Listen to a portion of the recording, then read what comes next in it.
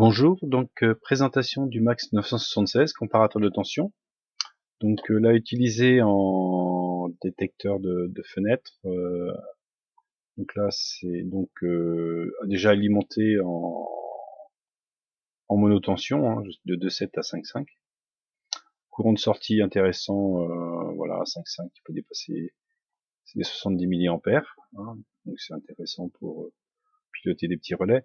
Le montage que nous allons faire, c'est le montage qui est donné ici. Voilà, c'est le Windows comparateur. Donc en fin de compte, on a une tension d'entrée, on a une tension de référence ici.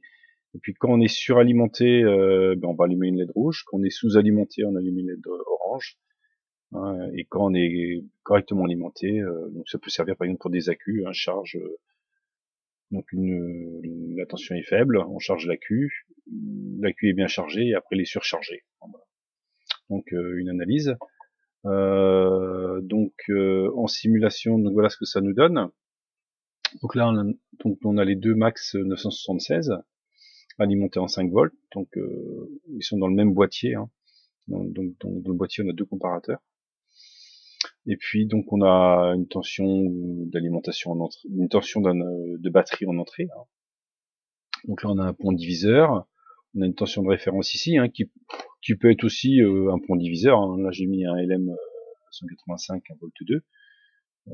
Conformément à ce qu'on avait ici, hein, donc là le max 6120 je l'avais pas, j'ai utilisé une autre tension de référence.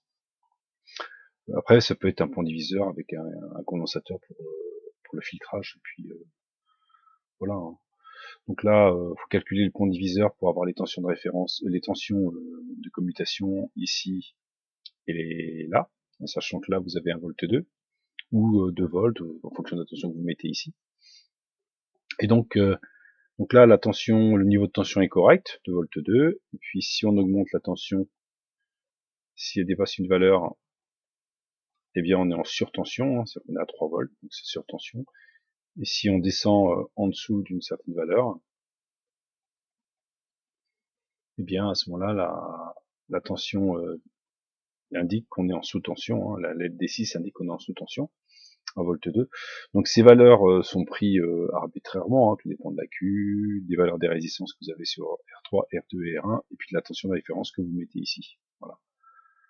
Voilà, donc c'est une structure purement analyse analogique, hein, sans programmation, voilà, avec 3 niveaux de tension, avec 3 indicateurs de niveau de tension, surtension, sous-tension, niveau correct de tension.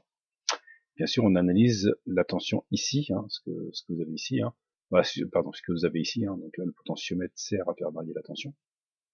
Donc on analyse cette tension-là, et puis on affiche les niveaux, hein, si on est en sous-tension, surtension, au niveau correct. Voilà, utilisation du comparateur Max 976 en fenêtre de détection. Bonne fin de journée, au revoir.